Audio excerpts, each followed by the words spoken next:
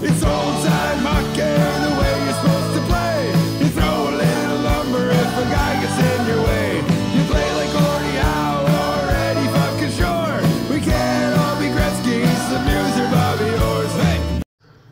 Bernie Nicholls was never going to set the world on fire, but was a very gifted goal scorer and a great playmaker in his time.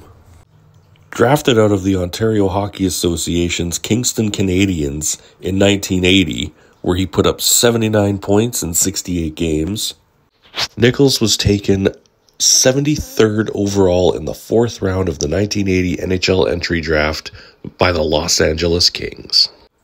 After a year of seasoning back in the juniors and another year split between the NHL and AHL, Bernie made his full-time NHL debut in 1982-83, scoring 50 points in 71 games.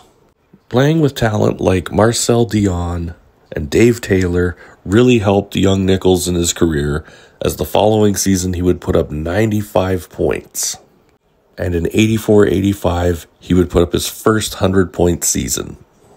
Nicholls continued to put up good numbers throughout the next few years, but his play was really bolstered by the arrival of Wayne Gretzky in 1988, where Bernie had his best year ever, scoring an impressive 70 goals, 80 assists for 150 points. He was on pace to do it again the following year, but was traded to the New York Rangers. In just 47 games with the Kings that year, Nicholls managed to put up 75 points, adding another 37 for his time with the Rangers. It would be his third 100-point season. Just one game into the 91-92 season, and Nicholls was traded again, this time to the Edmonton Oilers for Mark Messier.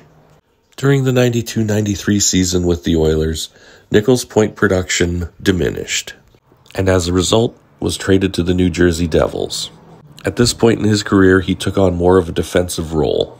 After playing one more full season with the Devils, Nicholls would pack up his bags and head to Chicago to play for the Blackhawks.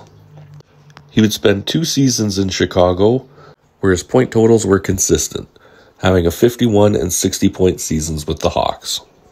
During the 96-97 campaign, he would sign a deal with the San Jose Sharks, where he would ultimately finish out his career. He would play 2 full seasons with the Sharks, where he would take on more of an elder statesman role than a goal scorer or a playmaker.